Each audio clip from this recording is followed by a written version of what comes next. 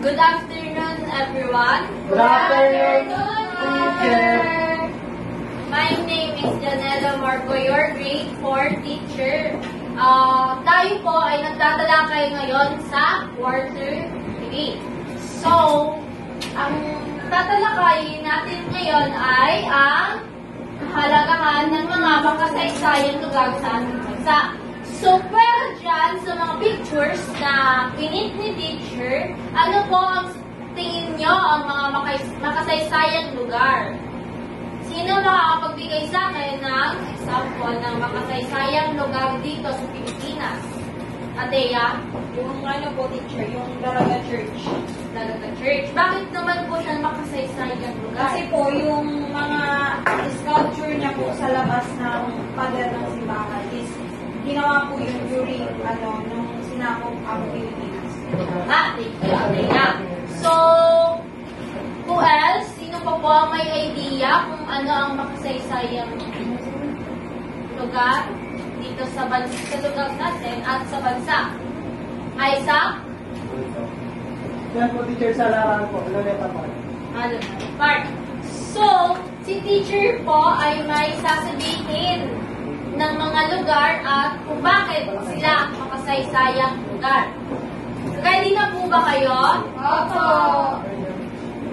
So, ngayon ay tatalakayin natin at alamin ang mga makasaysayang lugar sa ating bansa.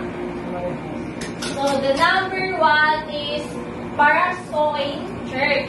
So, saan naman po? Ano naman to? Bakit siya naging makasaysayan? Naging makasaysayan ito dahil ang simbahan ito ng mga Katoliko ay matatagpuan sa Malolos, Bulacan, naging testigo sa pagbuo ng demokrasya ng Pilipinas. Dito ginanap ang pagtitipon ni General Emilio Aguinaldo bilang unang Pangulo ng Pilipinas. So, sino ang nakakakilala sa inyo kay General Emilio Aguinaldo? Sila lang dalawa ba ang nakakaalam kay kung sino si Emilio Aguinaldo? Very good. So, ito naman po ang tinatalakay sa number 1. Kaya siya naging makasaysayang dahil kay Emilio Aguinaldo. Very good. And dalawa po naman tayo sa number 2. The number 2 is Malacanang Malas. So, bakit naman po ito makasaysayang lugar? Ito ay matatagpuan sa Maynila. Ito ang opisyal na tinitirahan ng mga nagiging Pangulo ng Pilipinas. So, ito naman po siya. Ito po siya. So, ito po ay makasaysayan dahil ang mga nagiging Pangulo sa Pilipinas ay dito nakatira. Though hindi man totally dyan nakatira yung buong family, pero dyan sila naka-stay. So, the third one is Rizal Park. Ang Rizal Park, ito po. So, alam ko po, lahat kayo alam kung ano ang Rizal Park at kung saan. So, sa tingin nyo, saan nagtatagpuan ang Rizal Park? Angelo, saan matatagpuan ng Rizal Park? Sa Laguna po. Ay, bago ba yan?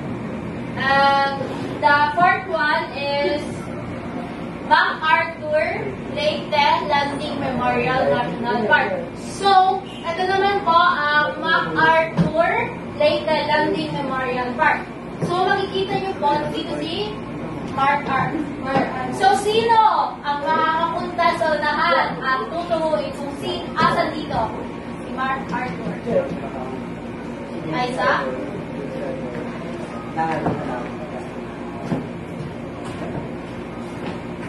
Ito, teacher. Siya po? Sigurado ka? Ito po. This one?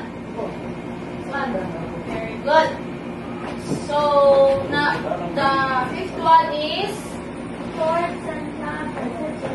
ito naman po ay makasaysayan dahil sa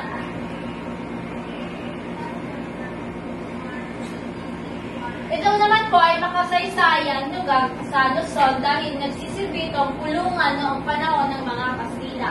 Dito din nakulong si Dr. Jose Rizal bago barilin sa Luneta Park. So, saan nga po binalin si San? Planeta. Mark. And the last one is Aguinaldo. Right. So, who can read this? Kasabay-sabay na lang para masaya. Ito ay matatagpuan sa Kawit, Cavite. Ito ay bahay ni Emilio Aguinaldo. Kilala niyo ba si Emilio Aguinaldo? Sa unang iriyan, inihayag ni Aguinaldo ang kalayaan ng Pilipinas. Kasabay ng magkaybay sa pasalan ng Pilipinas. Sa pagdalaw niyon, unang pinagto ang hinig ng lupang titira. Ang aming pagmasay na lamang sa mga lugar sa ating bansa. Marami na tayo mga tagang kasaysayan. So, tama. Dito naman po ang Fort kay Aguinaldo Shrine. Ito po ang Fort Santiago. And ito ay Arthur. and ito naman po Batsoy. and this one, Malacanang. Ayan. So, clap your hands everyone. Alam niyo po kung okay, sige. Sino po ang makakapagsabi sa akin kung ano-ano po ang mga yan? Kung nakikinig po kayo. Perla? Kasaysayan lugar po. Tama. And then, gusto nyo ba ng activity? Yes po. So, magkakaroon po tayo ng activity. Si teacher ay magbibigay ng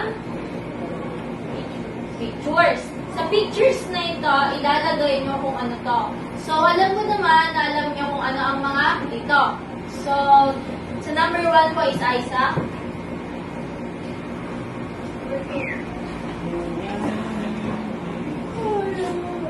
Isaac, pastor po.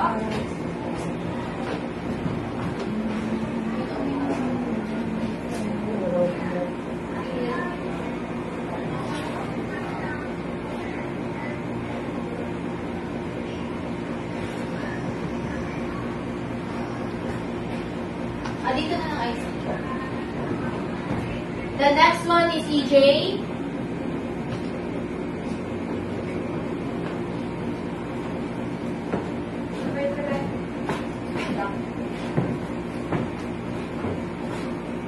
Ferda.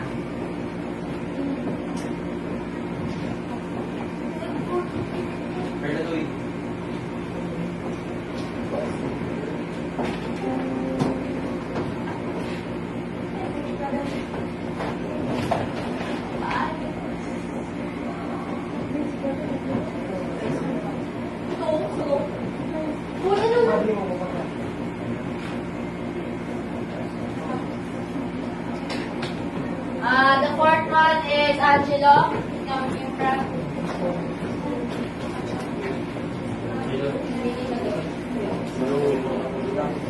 Maika.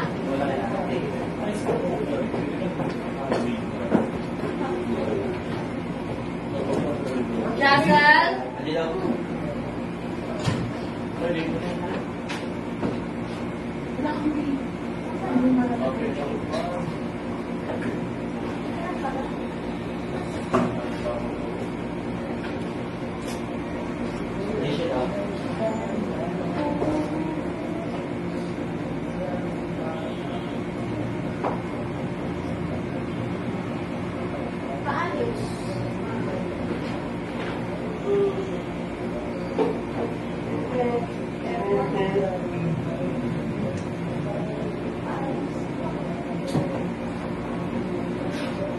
Next one is Faith.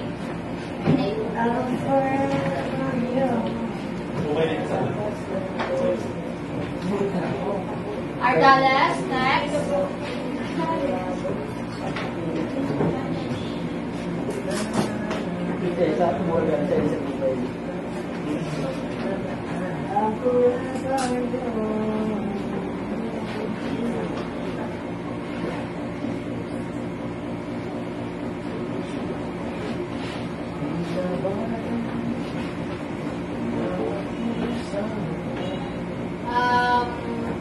Ateya, next. Stop.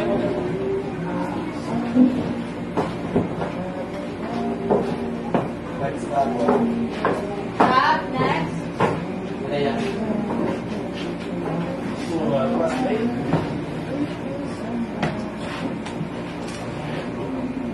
Micah.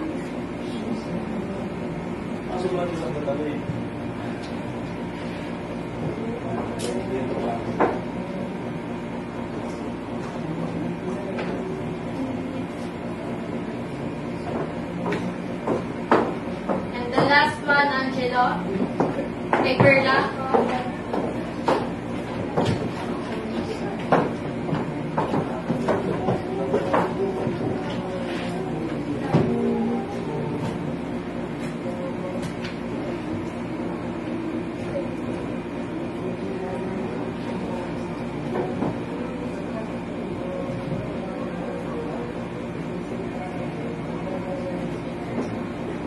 So, ngayon naman po ay babasahin natin sabay-sabay ito.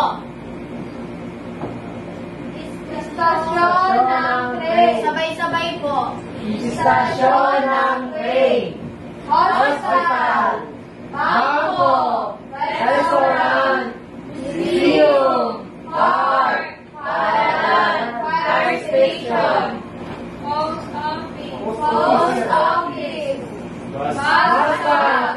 Airport. Police station. Very good. So, ngayon, alam niyo na po ang mga makasaysayang lugar.